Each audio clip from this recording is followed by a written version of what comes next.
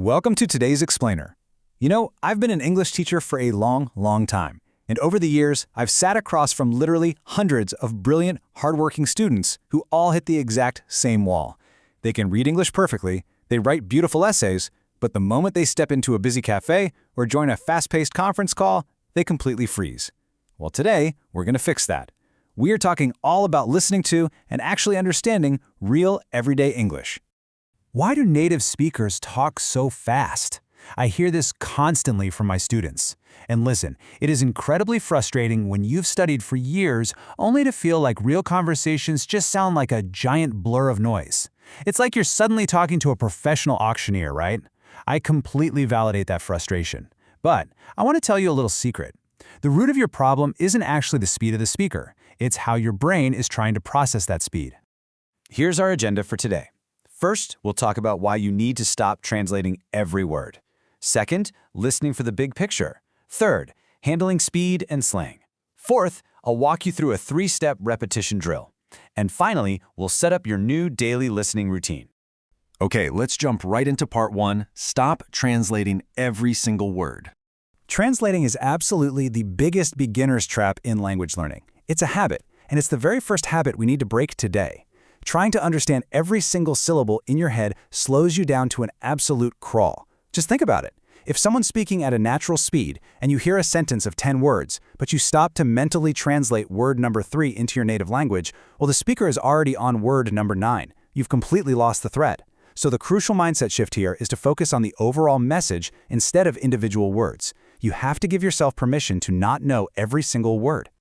Moving on to part 2. Listen for the big picture. Building right on that first rule, you should never panic when you miss a word. Imagine you're out and you hear this. I was kind of tired, but I still went out. Now this is a classic real-world sentence. It's casual, it's fast, and yep, it's got slang. In a live conversation, a student will often hear that word kinda, not recognize it from their textbook, and their brain just completely freezes up. And while they're stressing over that one little word, they totally miss the fact that the person still went out. If you zoom in on that unknown slang word, kinda, you're going to stumble. But look at what happens when you zoom out. Catch the core pillars of the sentence, tired and went out. If you only catch those 2 words, do you still understand the story? Yes, absolutely. You understand that the speaker was fatigued but left the house anyway. You successfully grasped the big picture. And honestly, that is the entire goal of communication. All right, section 3, handling speed and slang. Look, real English is messy. It's just not that perfectly recorded, crystal clear audio from your textbook. It's full of fast pacing, varied accents, and a whole lot of informal slang. As your teacher, I have to prepare your ears for how English actually sounds in the wild. In a classroom, I might slowly articulate, I am going to the store.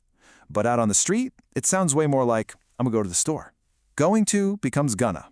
Native speakers connect their words. They drop consonants. They glide right through vowels. But don't let this intimidate you.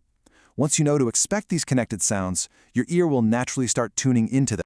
So what actually happens when you hit a word you truly don't know? Well, context is your ultimate safety net. Context just means using the surrounding information to guess the meaning of an unknown word. Take this sentence. If it rains, we'll cancel the event.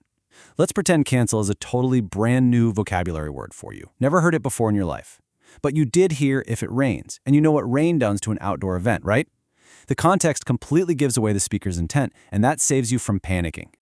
To help you extract that context super quickly, I really want you to memorize this mental checklist. When you're listening to a fast-paced talk or an interview, just filter the conversation through these 5 W's. Who, what, when, where, and why. That's it. You don't need to catch the complex grammar structures or all the decorative adjectives. Just listen for the core facts. Who is talking? What are they doing? When, where, why? By organizing your listening around these specific targets, you actively filter out all the extra noise and capture the actual meaning. Let's head into section 4, the 3-step repetition drill.